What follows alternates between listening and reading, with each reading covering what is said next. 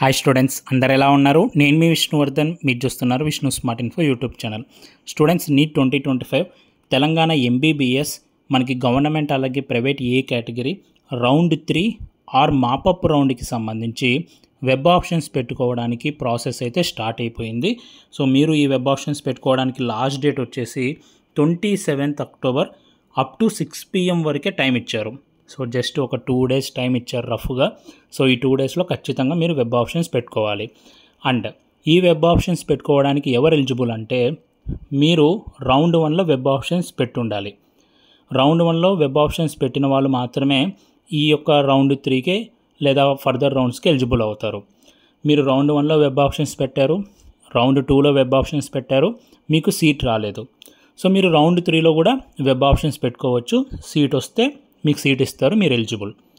కొద్దిమందికి round 1లో seat వచ్చింది, round 2లో సీట్ వచ్చింది, కాలేజీలో ఆల్రెడీ జాయిన్ అయిపోయి ఉంటారు. సో అలా జాయిన్ అయిపోయిన క్యాండిడేట్స్ ఇంకా మంచి కాలేజ్ కోసం ఎదురు చూస్తుంటే మీరు కూడా ఈ రౌండ్ 3లో వెబ్ ఆప్షన్స్ పెట్టుకోవచ్చు. మీకు ఇంకా బెటర్ కాలేజీలో సీట్ వస్తే మీ సీట్ అనేది అప్గ్రేడ్ చేస్తారు. సో అప్గ్రేడేషన్కి కూడా ఛాన్స్ ఉంది. అయితే గుర్తుపెట్టుకోండి, ఒకవేళ మీకు రౌండ్ 3లో వేరే కాలేజ్కి అప్గ్రేడ్ అయితే ఖచ్చితంగా ఆ కాలేజ్కి వెళ్ళిపోవాలి.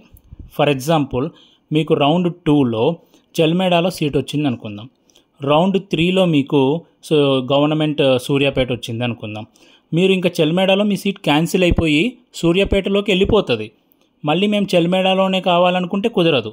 సో రౌండ్ 3లో ఏ కాలేజ్ అయితే సీట్ వస్తుందో ఆ కాలేజీలో ఖచ్చితంగా జాయిన్ అయిపోవాలి. సో ఆల్రెడీ జాయిన్ అయిన వాళ్ళు అప్గ్రేడేషన్కి కూడా ఎలిజిబుల్ అవుతారు. సో మీరు పెట్టుకోండి. సో బీడీఎస్లో ఆల్రెడీ జాయిన్ అయిపోయిన వాళ్ళు సో ఇప్పుడు ఎంబీబీఎస్ రౌండ్ 3లో ట్రై చేయొచ్చు. మీరు కూడా సీట్ వస్తే ఎంబీబీఎస్కి ట్రాన్స్ఫర్ అవ్వచ్చు. మీ ఫీజు మీకు వెనక్కి ఇస్తారు.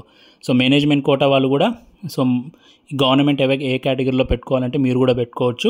సో మీరు కూడా ఒకవేళ గవర్నమెంట్ ప్రైవేట్ ఏ కేటగిరీలో సీట్ వస్తే మీ ఫీజు మీకు వెనక్కి ఇస్తారు, మీరు కూడా మీ సీట్ని ట్రాన్స్ఫర్ చేసుకోవచ్చు.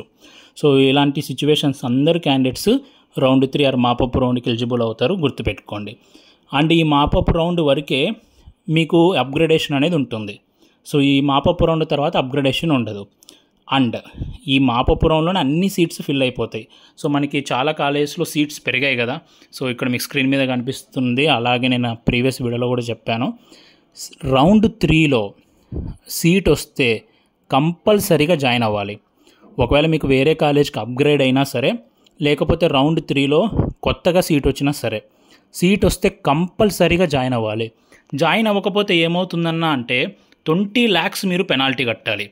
20 lakhs పెనాల్టీతో పాటు 3 years మిమ్మల్ని డీబార్ చేస్తారు.